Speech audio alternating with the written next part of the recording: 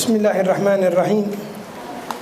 الحمد لله رب العالمين وصلى الله وسلم وبارك على سيدنا محمد وعلى آله وصحبه أجمعين. كان الكلام بالأمس عن التبرك بالقبور وحكم رفع القبر ووضع الكتابة عليه. Kemarin kita sampai ke dalam pembahasan bagaimana hukumnya membangun bangunan di kuburan dan juga menuliskan tulisan dan juga meninggikan bangunan kuburan tersebut. الكلام اليوم عن حكم تقبيل أيدي العلماء. Hari ini kita akan membahas tentang hukum mencium tangan para ulama. ما حكم تقبيل أيدي العلماء وأيدي أهل البيت النبوي؟ Apa hukum mencium tangan para ulama dan hukum mencium tangan para keluarga Rasulullah sallallahu alaihi wasallam? نحن كمسلمين أمرنا بتعظيم العلماء وأهل البيت الطاهر.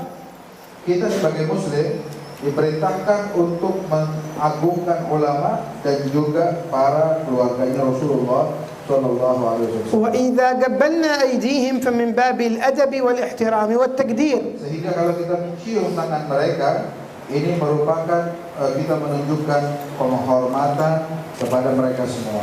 وهذا أمر من صميم ديننا. Ini merupakan sesuatu yang benar-benar berintikan dalam agama ini. إذن ما الحكم في تقبيل أيدي العلماء وفي تقبيل أيدي أهل البيت الطاهر؟ Kalau begitu bagaimana hukum daripada mencium tangan mereka? الحكم ما قاله الإمام النووي حيث قال يستحب تقبيل يد الرجل الصالح والزاهد والعالم ونحوهم من أهل الآخرة. Jawabannya adalah sebagaimana disebutkan oleh Imam Nawawi. Beliau mengatakan seyogianya kita mencium tangan para saleh, orang-orang yang zuhud, orang-orang yang alim, dan juga orang-orang yang sejenis mereka semua daripada orang-orang ahli akhirat. أما تقبيل اليد من أجل أن الذي يقبل يده هذا غني وإلا لأنه سلطان وإلا لأنه من أهل الدنيا من أجل أن يقرب منه فهذا هو مكروه كراهة شديدة. Adapun kalau mencium tangan seseorang karena orang tersebut kita hormati karena kekayaannya, orang kaya, atau ini karena keduniaan, ya, maka atau karena ketokohan dia, ya, tokoh di masyarakat, maka untuk orang-orang ahli dunia tersebut cium tangan mereka hukumnya makruh, bukan hanya makruh, makruhnya sangat besar kemakruhannya. ولا يجوز أن نحكم بحرمة تقبيل أيدي العلماء لعلمهم أو أن يحكم بكفرهم والعياذ بالله فهذا حكم بعيد جدا. Sehingga tidak boleh kita menghukumkan kufur terhadap orang-orang yang mencium tangannya para ulama karena keilmuan mereka, maka ini sangat jauh sekali. من أين جاء هذا الحكم؟ Dari mana dia mengambil menarik hukum yang semacam ini? واحد يقبل يد عالم أو يد أبوه أو يد إنسان كبير في السن، كيف نقول له أن هذا حرام؟ أو فضلا عن أن نقول له أنت أشركت. فين الشرك؟ هذه ما هي عبادة، إيش الجنون هذا؟ Sehingga kalau dikatakan ini orang mencium tangan ayahnya kan atau ahli ilmu kan, terus dikatakan ini musyrik. Kemana ini orang-orang gila macam mana mengumumkan semacam ini? في شريعة من أن التقبيل كفر؟ Syariat yang mana dan syariat siapa yang menyatakan kalau mencium itu kufur? يقول لك أنتم تعتقدون فيهم الألوهية. Karena kalian ini ketika mencium mereka, kalian meyakini ketuhanan terhadap mereka. أنت مجنون. Ini begitu orang-orang yang model kayak gini. اعتقاد الألوهية في غير الله كفر بتقبيل ولا من غير تقبيل؟ Karena kepercayaan keyakinan terhadap ketuhanan sesuatu selain Allah Subhanahu wa taala, baik dengan dicium atau tidak dicium, hukumnya kufur. ورأينا بعض الذين يعترضون على تقبيل يد العلماء رأيناهم يقبلون يد السلاطين والحكام ويتزلفون عندهم. Bahkan kami melihat orang-orang yang membuat masalah permasalahan terhadap mencium tangannya para ulama, mereka berlomba untuk mencium tangannya para penguasa. فكيف صار الآن حلال؟ هذا الحرام. Bagaimana kok jadi terbalik? Malah ini sepertinya halal-halal saja, bahkan ini bisa jadi haram. وقد قال رسول الله صلى الله عليه وآله وسلم من تواضع لغني لغناه أي من أجل غناه ذهب ثلثا دينه. Bukankah Nabi Muhammad pernah bersabda, siapa orang yang menghormati orang kaya karena kekayaannya tersebut dihormati, maka penghormatan tersebut menghilangkan 2/3 dari agamanya. ما الدليل على جواز تقبيل يد العلماء؟ Mana dalilnya kalau boleh kita mencium tangan ulama? الدليل ما أخرج البخاري عن قتادة قال لأنس بن مالك رضي الله عنه أكانت المصافحة في أصحاب النبي صلى الله عليه وسلم؟ قال نعم كانوا يصافحون بعضهم البعض موجودة في عهد الصحابة. Dalilnya dari Sayyidina Qatadah yang mana beliau mengatakan pada Sayyidina Anas, apakah dahulu para sahabat Rasulullah di masa Rasulullah itu ada mereka mencium tangan satu dengan lainnya? Maka dijawab oleh Sayyidina Anas, benar ada. وفيما أخرجه أبو داود بسنده عن زارع العبدي قال كنا في وفد عبد قيس لما قدمنا إلى المدينة جعلنا نتسابق من رواحلنا، كل واحد يريد يخرج الأول من راحلته. ماذا يفعلون؟ قالوا نقبل يد النبي صلى الله عليه وسلم ورجله.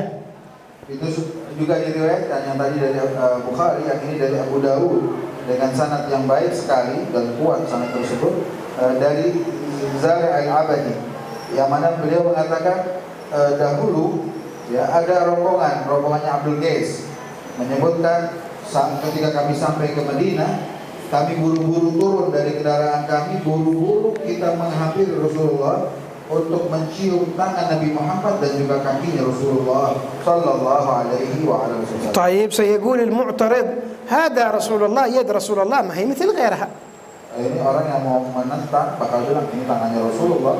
Ya, siapa yang enggak mau mencium tangan Rasulullah? هذا جهل. Ini karena bodoh. إذا أردت أن تخصص أمر فهات الدليل على تخصيصه. Kalau kalian orang-orang tersebut ingin mengkhususkan suatu perkara, coba berikan dalil atas pengkhususan tersebut. ثانيا إذا أنت تقول أن تقبيل يد العلماء من الحرام أو من الكفر، كأنك تقول أنه يجوز فعل الحرام والكفر مع النبي ولا يجوز مع غيره، وهذا لا يقبله عاقل. Dan kalau kalian mengatakan bahwa mencium tangannya para ulama ini menjadikan kufur, ya berarti sama dong kasus mencium tangan Rasulullah juga kufur juga, kan tangan sama tangan. Begitu, apakah yang bisa diterima oleh akal? وفي الحديث الآخر الذي أخرجه البخاري في الأدب المفرد عن صهيب رضي الله عنه قال رأيت عليا أي علي بن أبي طالب يقبل يد العباس ورجله. عمه العباس رأى يقبل يده ويقبل رجله. فين الحرام هنا؟ Dan disebutkan juga di dalam kitab Adabul Mufrad oleh Imam Bukhari yang terjadi yang dilihat oleh Suhaib radhiyallahu anhu. Beliau mengatakan saya melihat Sayyidina Ali bin Abi Thalib mencium tangan dan kakinya Sayyidina Abbas bin Abdul Muttalib, paman beliau. Saya يقول لك هذا عمه. Orang bakal bilang, oh ini pamannya. ايش فيك أنت؟ تقول لنا حرام بعدين تقول هذا عمه. الحرام حرام كأنك تقول يجوز أن يفعل الحرام مع عمه ولا يجوز مع غيره. Terus kenapa kok jadi beda-beda? Oh ini pamannya. Tadi dibilang mencium tangannya ulama ini haram. Apakah beda-beda? Harusnya sama. Kalau haram semua. Apakah haram tersebut jadi halal ketika dia mencium tangan pamannya? Tentu tidak. طيب اسمع هذا الحديث. Dengar nih hadis ini. جاء في الطبراني والحاكم والبيهقي أنه لما توفيت سيدنا زيد بن ثابت صلى على جنازة جنازة أمه. Disebutkan ketika meninggal ibunda dari Zaid bin Thabit, banyak orang mensolati jenazah tersebut. ثم قربت إليه بغلته من أجل أن يركب عليها سيدنا زيد. Maka didekatkan untuk Sayyidina Zaid, ya dibawa kendaraannya keledainya. فجاء ابن عباس عليه رضوان الله أخذ بركاب الدابة من أجل أن يصعد عليها زيد. Akhirnya Sayyidina Abdullah bin Abbas datang ke hewan tersebut ya menolong daripada Zaid bin Thabit untuk naik ke kendaraan itu. فقال سيدنا زيد خلي عنه يا ابن عم رسول الله صلى الله عليه وسلم، يعني اتركه يا ابن عم رسول الله، هذا ما يليق بك، أنت تأخذ ركاب الدابة لي، هذا ليس من مقامك، اتركه. Maka ketika Abdullah bin Abbas megangin kendaraan tersebut membantu, kata Zaid bin Thabit, biarin, kamu jangan kerjakan itu, kamu ini sepupunya Rasulullah, kamu gak pantas untuk menolong saya karena kamu sepupunya Rasulullah. فقال له العباس، قال له عبد الله بن عباس رضي الله عنه هكذا أمرنا أن نفعل بالعلماء. Abdullah bin Abbas jawab, kata beliau, cara inilah yang kami diajarkan untuk menghormati ulama-ulama kami. فخرج زيد من دابته وأخذ يد ابن عباس وقبلها وقال هكذا أمرنا أن نفعل بآل بيت نبينا.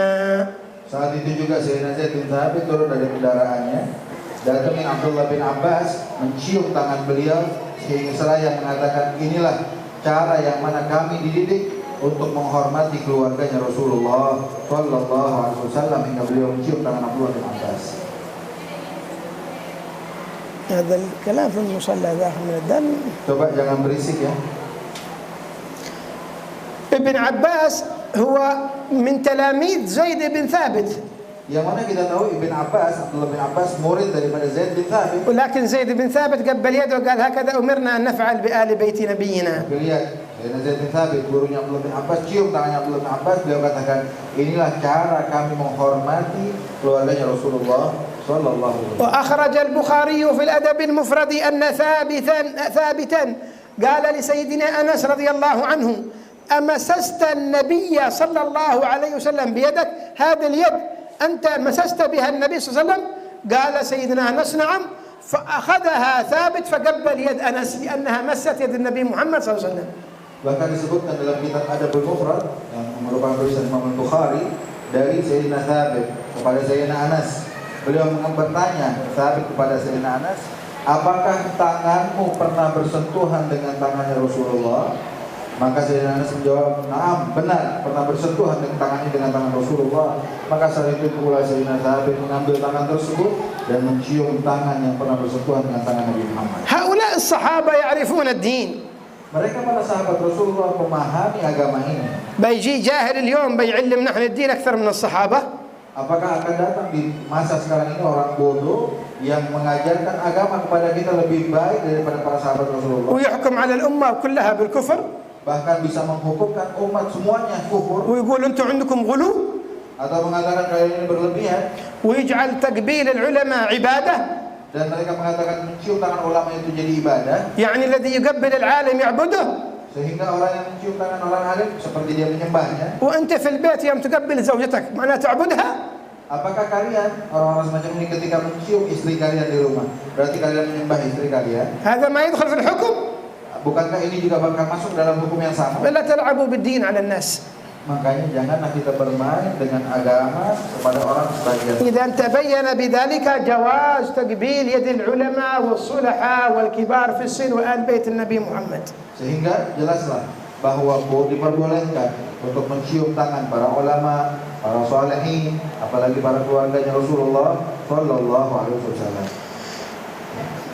ثم تكلم هنا عندكم صاحب الكتاب عن أحكام السبحة والتسبيح باليدين. Lalu disebutkan di kitab ini tentang bagaimana hukum menggunakan subhah atau tasbih, ya, atau menghitungnya dengan tangan.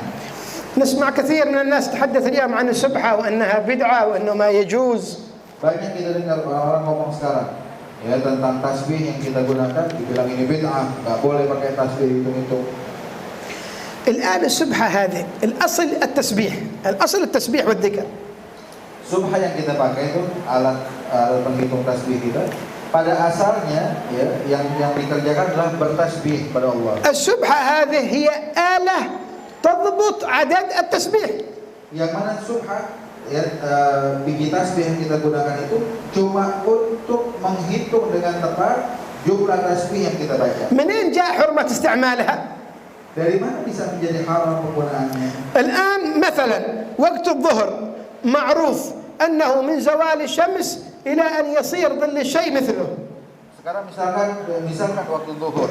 Kita tahu waktu zuhur tersebut adalah ketika zawal syams, tergelincirnya matahari, sampai bayangan itu sepanjang bedanya. الآن يستعملون الساعة من أجل ضبط الوقت. Dan sekarang orang-orang menggunakan jam. يلا يجينا واحد متخلف يقول لي الساعة بدعة محرمة. Apakah akan datang satu orang, jam itu haram bid'ah? لأن النبي ما استعملها. Sebab Nabi nggak pakai jam. طيب لما أن النبي ما استعملها تصير حرام؟ Apakah gara-gara Nabi nggak pakai terus jadi haram? السبحة النبي ما استعملها، والساعة النبي ما استعملها، لا تستعمل الساعة. Ya. Tasbih, bikin tasbih Nabi nggak pakai. Ya udah jangan pakai jam juga tuh orang.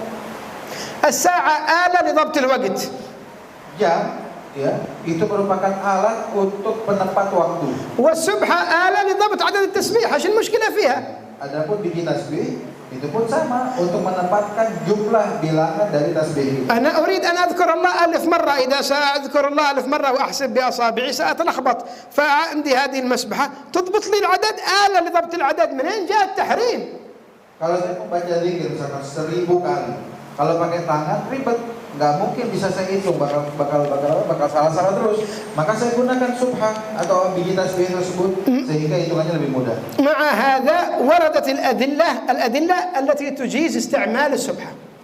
Maka datanglah kepada kita ini ada banyak dalil yang memperbolehkan penggunaan tasbih tersebut, itu bikin tasbih itu. السبحة هي خرزات منظومة للتسبيح ينظمونها في خيط هكذا من أجل التسبيح ومن أجل ضبط العدد، وهي أمر مشروع جائز وليس بحرام. Subhah atau alat tasbih itu adalah sebuah biji-bijian yang diikatkan dengan sesuatu untuk digunakan sebagai penghitung tasbih.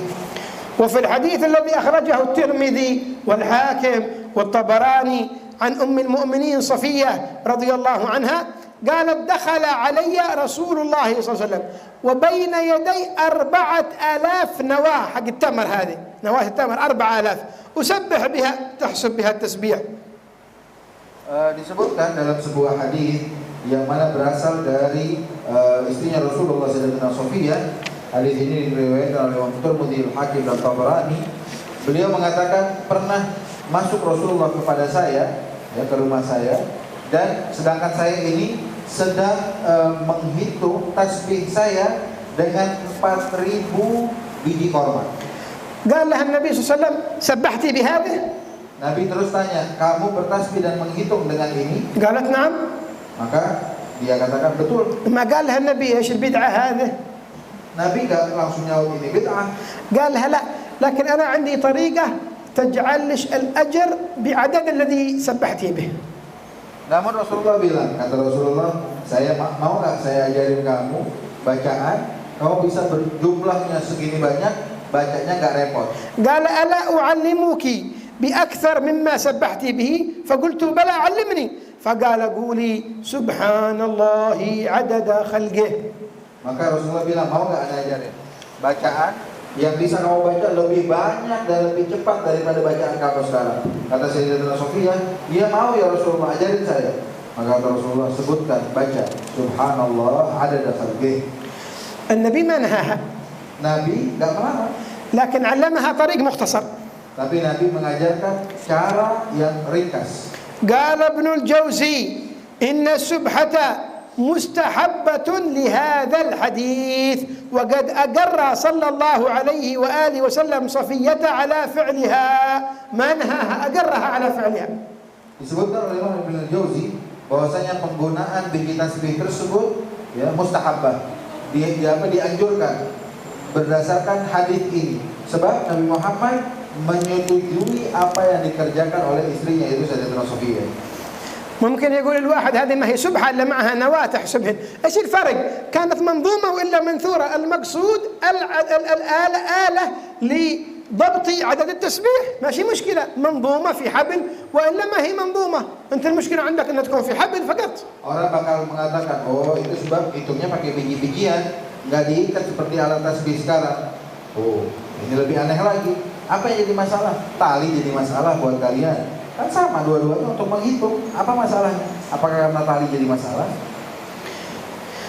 نعم. وأخرج الإمام أحمد رضي الله عنه أنه كان للصحابي الجليل أبي الدرداء رضي الله عنه نواء العجوة، النواة حق تمر العجوة في كيس، فكان إذا صلى الغداء وقت الضحى أخرجهن واحدة واحدة يسبح بهن حتى ينفدن، يخرجهن ويسبح سبحان الله ويرمي سبحان الله يرمي الثاني ويحسب التسبيح.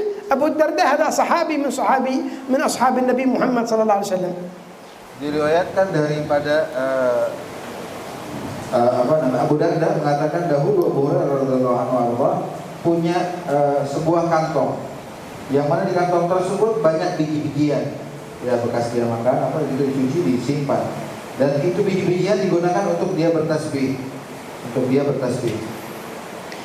وكان لأبي هريرة رضي الله عنه كيس فيه حصى أو نواء وهو يسبح بها، وكان له خيط فيه 1000 عقدة، الخيط نفسه يعقده هكذا، أول عقدة ثاني عقدة ثالث عقدة حتى 1000 عقدة يستعمله يسبح به. قال فلا ينام حتى يسبح به. Ya, tadi disebutkan dalam hadis Abu Darda, maaf tadi agak salah. Disebutkan Abu Darda ini punya biji korma ajwa dalam satu kantong. Setiap habis sholat duha, sholat duha dikeluarin satu-satu. Ya, sampai dia bertasbih sampai habis. Yang hadis kedua dari Abu Hurairah, dia punya satu kantong juga biji-bijian. Dia menggunakannya untuk bertasbih. Juga dia punya satu benang. Benang ini dia ikat-ikat, jadi ada simpul-simpulnya. Simpulnya ada 1000 simpul. Ya, dikatakan dia nggak tidur melainkan dia baca dengan benang tersebut yang punya simpul 1000, dia baca tasbih. وقال الحافظ المناوي صاحب كتاب فيض القدير: ولم ينقل عن أحد من السلف ولا الخلف كراهتها. ما عاش معنا الإمام المناوي ولا سيجد من الخلف من جهلة الخلف من ينكرها. Sehingga dikatakan oleh Imam Al-Manawi bahwasanya tidak didapatkan pendapat dari satupun ulama salaf ataupun ulama khalaf yang memakruhkan penggunaan daripada alat tasbih tersebut. إذن يتبين لنا من ذلك أن السبحة آلة لضبط العدد، مثل الساعة آلة لضبط الوقت، مثل بقية الآلات التي يستعملها الإنسان، وهي من الأمور المباحة ما هي محرمة. Jadi kita bisa tarik kesimpulan bahwa biji-biji tasbih itu adalah alat yang digunakan untuk memastikan jumlah zikir yang kita baca sehingga tidak ada masalah dengan penggunaannya. طيب التسبيح باليدين نسمع من كثير من الناس يقول لك سبح باليمين فقط، وإذا جاء وقت التسبيح يقبض يمينه بيساره ويسبح باليمين من أجل ما يسبح باليسار، كأن اليسار هذه لوحدها تتحرك ولا بتهرب عليه ولا شيء. Ya, sekarang apa hukumnya kalau kita bertasbih dengan menggunakan tangan, dengan kedua tangan? Sebab ada orang mengatakan kalau mau tasbih itu pakai tangan kanan aja. Bagaimana caranya? Tangan kiri harus memegang tangan kanannya, ya, pegang tangan kanannya, sehingga tangan kiri nggak ikut bertasbih. Memang kenapa kalau tasbih pakai tangan kiri? Bakal hancur, binasa, atau apa dia? يجوز التسبيح باليدين معا فيستعمل أصابع اليمنى واليسرى، ماشي مشكلة. Disebutkan boleh-boleh aja bertasbih dengan menggunakan penghitungan dengan dua tangan kita, kanan dan kiri. طيب الذي يمنع هذا يستدل بحديث النبي محمد عند ابن حبان أنه قال صلى الله عليه وسلم فيما رواه عبد الله بن عمرو: رأيت النبي صلى الله عليه وسلم يعقد التسبيح بيده، لم يقل بيده، قال بيده. Orang yang mengatakan pakai satu tangan doang, tangan kanan aja, mereka mengambil dalil hadis dari Abdullah bin Amr yang mengatakan bahwasanya beliau melihat Rasulullah SAW menghitung tasbihnya dengan satu tangan. نقول أولا لابد أن تفهم اللغة العربية. Pertama, orang yang semacam ini ketika mendengar kalimat biyadihi, mereka harus memiliki pemahaman dulu bahasa Arab. يطلق بيده على اليمنى واليسرى أولا. Pertama, kalimat yad, ya, tangan, satu tangan itu ini bisa dimutlakkan kepada dua arah tangan tersebut, kanan atau kiri. وبعدين يعقد التسبيح بمعنى يبدأ التسبيح.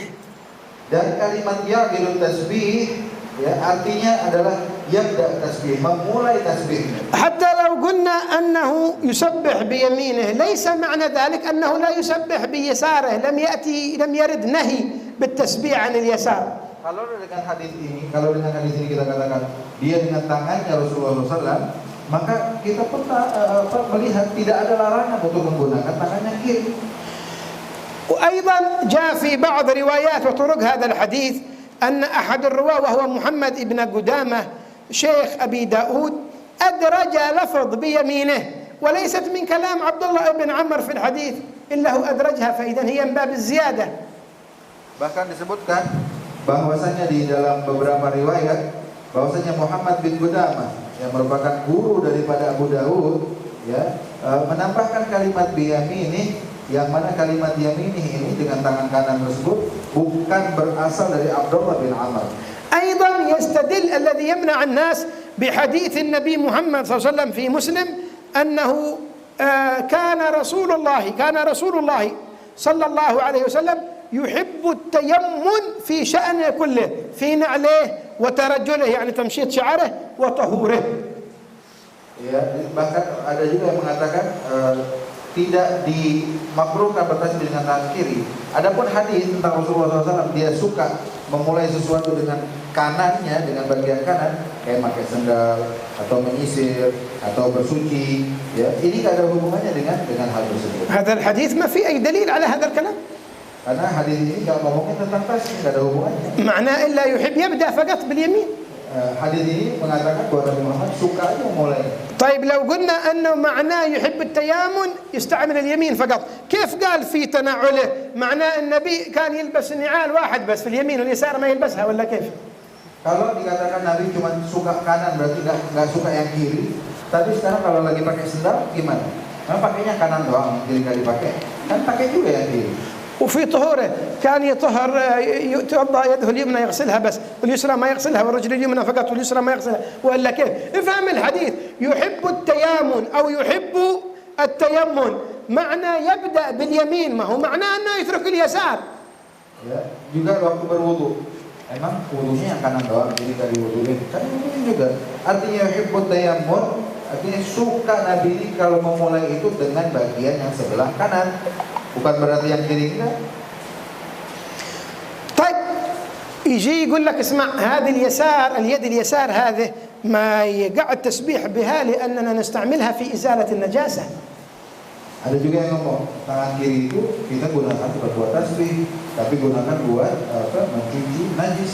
وليش تدخلها معك للصلاة يدك هذا؟ Kalau memang kayak begitu, terus kenapa tangan kiri kita kok dibawa waktu sholat? قبل ما تدخل الصلاة اقطعها، خلها خارج الصلاة.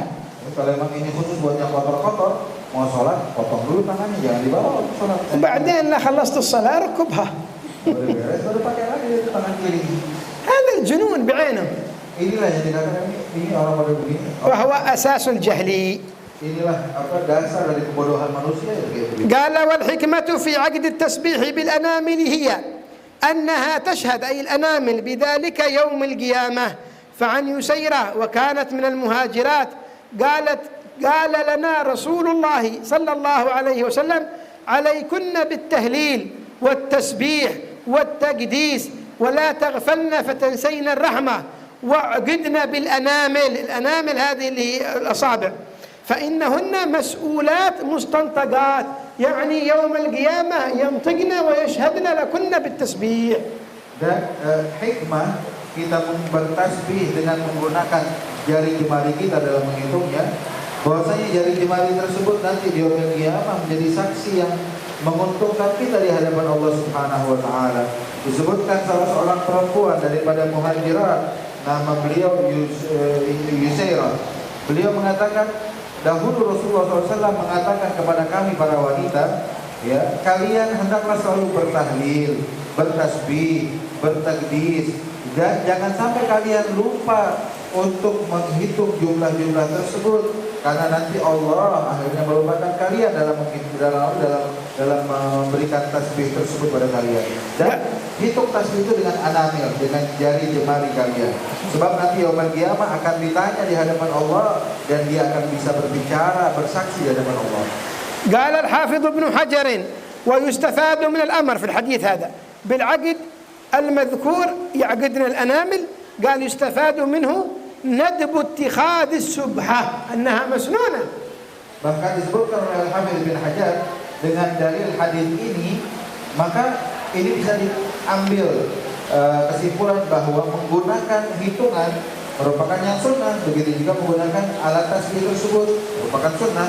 وزعموا أنها بدعة غير صحيح. الذي يزعم أنها بدعة كلام غير صحيح. النبي أمر بالعقد هنا. Dan orang yang menyangkakan ini sebuah bid'ah tidak sah. Bahkan Nabi memerintahkan untuk menghitung. متى تكون بدعة؟ Kapan jadi bid'ah? قال إلا أن يحمل على تلك الكيفيات التي اخترعها بعض السفهاء. مثل إيش؟ يجعلها لمحض الزينة، يجعل سبحة للزينة فقط، هذه بدعة. أو يجعلها للرياء، هذه بدعة. أو للعب، بعضهم يجعلها معه كذا يحطها في يده من أجل يلعب بها، هذا لعب. هذا من الأمور التي هي بدعة. السبحة آلة لضبط عدد التسبيح وليس للزينة ولا للرياء ولا للعب. Ya, adapun mungkin jadi bid'ah, ya, alat tasbih tersebut kapan menjadi bid'ah? Kalau dibawa alat tasbih tersebut bukan untuk menghitung tasbih, ya, oleh sebagian orang-orang bodoh. Untuk apa? Untuk dimain-mainin, untuk riya, kesombongan, ya, bahkan untuk pajangan. Lah, dia bawa tasbih walau buat diputar-putar di tangannya. Atau dia bilang, ini yang namanya ini mungkin dari bagian bid'ah, dari bagian. Karena tasbih, alat tasbih tersebut adalah alat untuk menghitung jumlah tasbihnya kita kepada Allah. والله أعلم. تفضل عنده سؤال. Ada yang mau nanya silakan.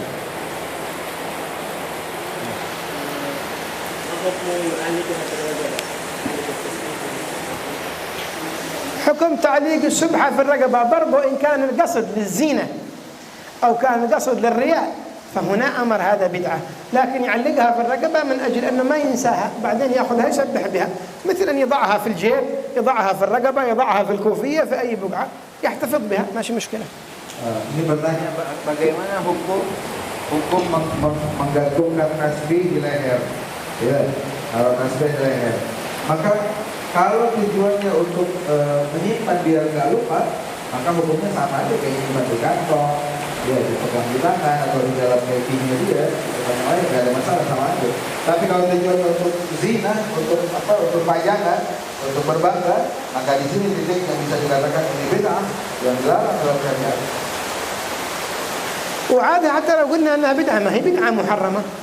Bahkan kalau kami katakan ini bid'ah bukan bid'ah yang haram, ya, jangan salah pendapat. نعم. Ada lagi yang mau ditanyakan?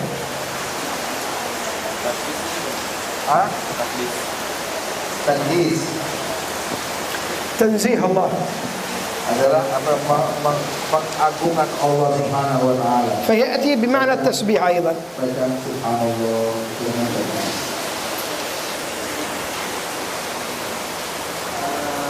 Sebagian ulama kan yang berkata hukum apa namanya itu mengucap kubur wa takbiruha makruh. Nah, ba'dhum huna mazkur hukum jawaz takbir wa tamassul bil kubur.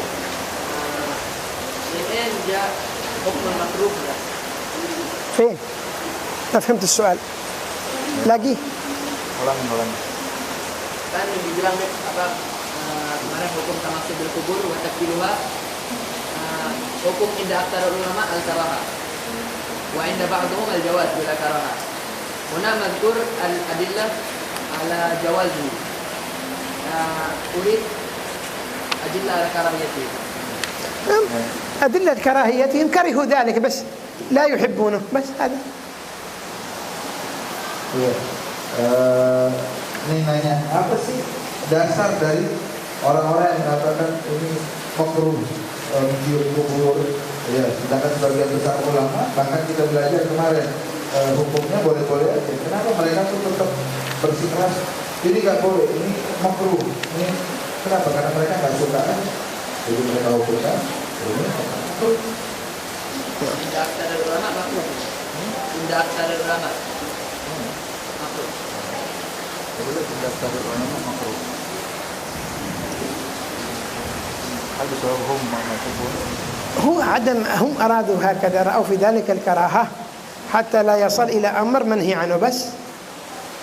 لكن الجواز جاء فيه. حتى الكراهة هي جواز. قد تكون الكراهة لأسباب مخافة أن يصل إلى شيء بس هذا هو. إعادة توضيح على حديث عليكن بالتهليل والتسبيح والتكبير. هذا الحديث النبي يوصي الصحابيات فيقول لهن عليكن بالتهليل، يعني أكثرن من لا إله إلا الله، والتسبيح والتقديس. التسبيح والتقديس بمعنى واحد، لأن التقديس بمعنى التنزيه. ولا تغفلن، لا تكن غافلات عن ذكر الله فتنسين الرحمة. تغفل فتمتنع عنكن الرحمة ونزول الرحمة. وعقدنا بالأنامل، يعني عند التسبيح عقدن بالأنامل، احسبن بالأنامل، فإنهن أي الأنامل مسؤولات، سيسألهن الله مستنطقات، ينطقن يوم القيامة ويشهدن لكن بالتسبيح. Hadis itu hadis هذا متعب. Hadis tadi yang ditanya ini alaikum nabi tahlil tasbih taqdis. Maksud ini merupakan wejangan Nabi Muhammad SAW kepada wanita-wanita muhajirat bahwa kalian harus selalu berzikir kepada Allah dengan tahlil, dengan tasbih, dengan taqdis. Ya, tasbih dan taqdis maknanya satu. Ya, jangan sampai kalian melupakan zikir tersebut, karena dengan lupa zikir akhirnya rahmat Allah ya tidak turun pada kalian. Ya. Dan hitunglah zikir tersebut dengan jari jemari kalian, sebab jari jemari tersebut akan ditanya di hadapan Allah dan dia bisa berbicara nanti di hadapan Allah Subhanahu wa taala. وأيضا يحتمل قوله فتنسين الرحمة أي تقل الرحمة في قلوبكم بسبب الغفلة. Kalimat fatansinar rahmah, kalian akan dilupakan dengan ar-rahmah, maksudnya rahmah akan berkurang ya kepada kalian, bahkan kalian jadi ada jeda waktu dalam mendapatkan rahmat Allah Subhanahu wa taala.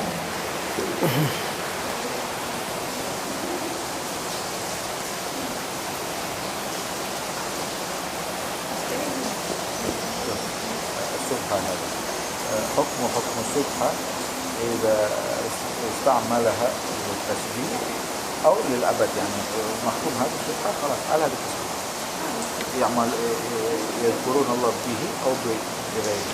هي أصلا آلة جعلت للتسبيح، مثل الساعة قلنا آلة جعلت لضبط الوقت.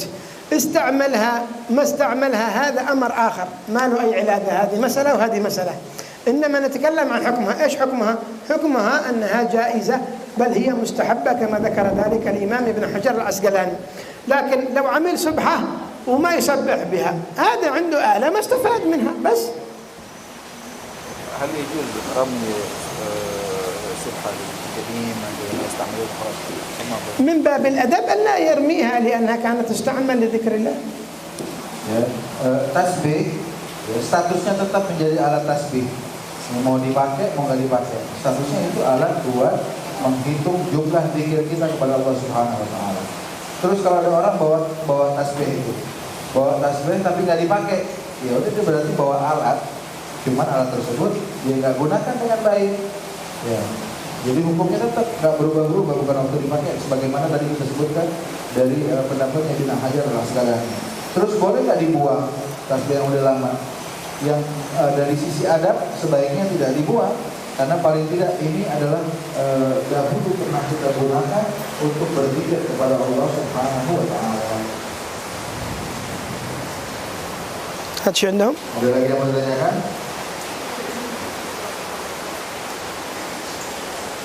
لماذا سمي تسبيح؟ لماذا سمي تسبيح؟